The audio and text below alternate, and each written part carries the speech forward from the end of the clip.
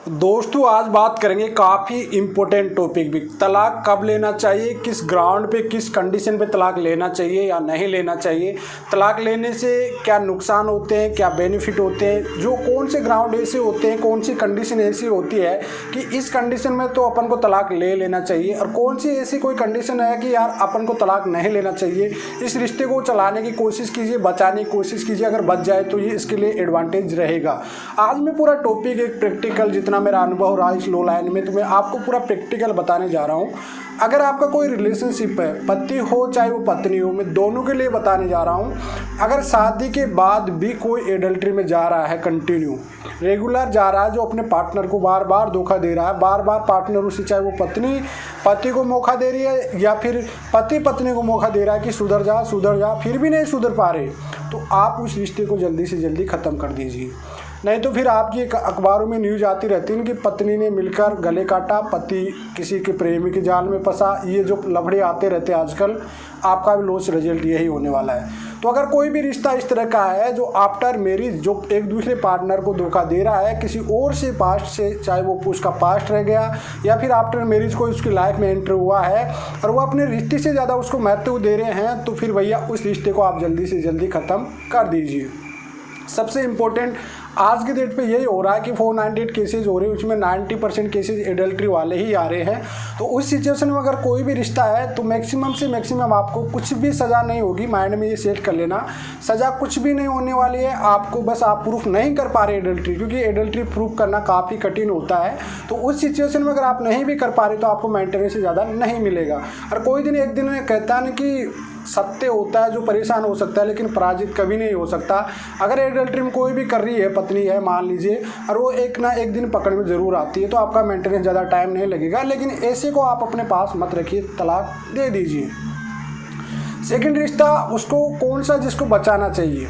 मान लीजिए जैसे लड़की के इंटरफेयर घर वाले कर रहे हैं कुछ टाइम के लिए, आपके 1-2 बच्चे हैं, तो उसका कोई एडल्ट्री टाइप का रिश्ता तो नहीं है लेकिन घर वालों का कुछ ज़्यादा इंटरफेयर हो रहा है, ठीक है मान लीजिए, तो उसे कोशिश कीजिए कि यार वो बच्चों के लिए उस रिश्ते को बचाने की कोशिश कीजिए। भाई ज़्यादा इंटरफेयर नहीं है, एक दिन सुधरेगी, उसको भी समझ आएगा, पार्टनर को भी, आपके को, चाहे वो लड़का हो चाहे लड़की हो। एक दूसरे के जब बच्चे हो जाते हैं एक रिस्पॉन्सिबिलिटी, जिम्मेदारी आती है, तो उस रिश्ते को आप बचाने की कोशिश कीजिए। उसमें आप तलाक की तरफ ना जाइए, उस रिश्ते को आप बचाइए। अपने पार्टनर दोनों बैठ के बातचीत कीजिए, बच्चों के फ्यूचर के लिए बातचीत कीजिए, तो ऑटोमेटिकली आपका वो रिश्ता बचेगा।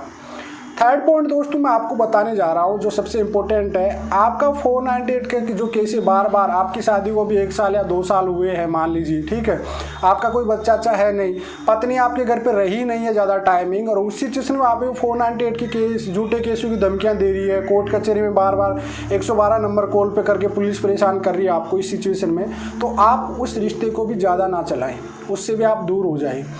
एक अगला पॉइंट मैं लड़की के लिए बता रहा हूँ कि जिस लड़की घर में हरासमेंट किया जा रहा है, जिस लड़की को दहेज की डोरी के लिए, डिमांड के लिए, अपने घर वालों के बारे में जो लड़की सहन करती जा रही बार बार, तो उस लड़की को भी उससे तलाक ले लेना चाहिए। क्योंकि कहीं आज ये नहीं है कि हर जगह लड़कियां ख़राब है, कहीं जगह लड़के भी काफ़ी ख़राब होती हैं, जो लड़कियां सहन करती रहती है उस सिचुएशन में, तो उससे बार बार ये डोरी की डिमांड कर रहे हैं, परिवार वाले हरासमेंट कर रहे हैं, वो लड़की पूरी तरह से हरासमेंट हो रही है, परेशान हो रही है, ना अपने घर वालों को बता पा रही है, कोई को नहीं बता पा रही है। उस सिचुएशन में उस लड़की को डिवोर्स ले लेना चाहिए। अगला पॉइंट मैं बात करता हूँ, मान लीजिए आप पे 498 या घरेलू टाइप का डीवी केस, कोई भी ऐसा केस होता है, वो आपका केस मैं बता रहा हूँ कि मान लीजिए पुलिस थाने या महिला सेल तक गया है, कोशिश कीजिए कि आपका रिश्ता बच जाए। एडल्ट्री टाइप का कुछ भी नहीं है, और आपका मान लीजिए किसी ईगो अहंकार में चली गई, ईगो हार्ट हो गया, पत्नी को चले जाते हैं कभी कभी, पति पत्नी दोनों चले जाते हैं कभी कभी, मानता हूँ कि पारिवारिक ऐसे कभी कभी ईगो हार्ट हो जाता है, उस सिचुएशन में कोई पार्टनर चला जाता है, तो मान लीजिए आप उस रिश्ते को बचाने की कोशिश कीजिए। पुलिस थाने तक तो बचाइए, FIR हुई है तो उसको आप रोकने की कोशिश कीजिए, कॉम्प्रोमाइज़ करने की कोशिश कीजिए कि आपका रिश्ता बचा रह जाए। लेकिन एक पॉइंट आपके माइंड में रख लीजिए, अगर कोर्ट तक मामला चला गया तो फिर आप उसे छोड़ दीजिए। फिर आप उसके माइंड में ये मत सोचिए कि अब इस रिश्ते की उम्मीद रखिए, फिर नहीं। फिर आप अपना एक कहते हैं दुश्मन समझ के उससे अच्छे से फ्री कीजिए, आप ढंग से कीजिए। फिर आप कॉम्प्रोमाइज़न की तरफ मत जाइए। कभी भी आप कोई भी रिश्ता है उसमें आप पुलिस थाने तक कॉम्प्रोमाइज़ करने की कोशिश किया करो, आगे कभी कोशिश मत किया करो कि अब इसमें कॉम्प्रोमाइज़ करें, कभी मत किया करो आगे। क्योंकि कोर्ट में जाने के बाद फिर कभी वो रिश्ता नहीं बच सकता, क्योंकि कोर्ट भी नहीं चाहता। आपके माइंड में मैं बता दी एक बात, कभी कोर्ट नहीं चाहता जब आपका मैटर कोर्ट में चला जाता है, भले ही कोर्ट कहता है आपको कि आप एक हो जाओ, लेकिन कोर्ट का इंटेक्स ये नहीं होता है कि आप दोनों एक हो जाए। क्यों? क्योंकि अगर पत्नी ने कोर्ट में पति को लेके गई और वहाँ जाके फिर कॉम्प्रोमाइज़ की बात कर रही है ना, तो पत्नी कहीं ना कहीं गलत है। ठीक है, पत्नी के पास वो सबूत है नहीं, और कोर्ट ये अच्छे से जानता है, कोर्ट अच्छे से, क्योंकि प्रैक्टिकल आए दिन आपका एक केस है, लेकिन कोर्ट में हज़ारों केस इस टाइप के आते हैं, हम लोग हज़ारों केस इसे देखते हैं। तो उसमें ये कोर्ट ये मानता है उस चीज़ को कि यार ये रिश्ते को अगर एक किया जाएगा ना आगे चल के, तो इनमें ईगो हार्ट हुआ है, किसी न किसी पार्टनर का, हस्बैंड का ईगो हार्ट हुआ है। आज तो इन्हें कोई डर के मारे मतलब केस से डर रहा है, पति मान लीजिए तो कॉम्प्रोमाइज़ कर भी रहा है, लेकिन आगे चल के बड़ा क्राइम कर जाएगा, क्योंकि ईगो हार्ट है। कोई भी बात बनेगी, कोई बात होगी हस्बैंड वाइफ की, तो हस्बैंड एक ही बात बोलेगा, तूने मुझे कोर्ट कचहरी घुमाई है, तो उसमें कुछ ज़्यादा मारपीट हो सकती है, ज़्यादा कुछ भी हो सकता है, पत्नी को ज़्यादा मार दिया, सुसाइड कर लेगी, मतलब एक बड़ा क्राइम हो सकता है। इस वजह से कोर्ट कभी भी आपका मैटर कोर्ट जाने के बाद कभी ये नहीं कहेगा कि आप लोग एक हो जाइए। हाँ, एक दो बार ट्राई करता है, लेकिन वो ये कहता है कि आप कहीं भी सेटलमेंट करके दूर हो जाइए, तलाक ले लीजिए, म्यूचुअल की तरफ ज़्यादा ध्यान देते हैं, फिर म्यूचुअल डिवोर्स ले लीजिए आप लोग।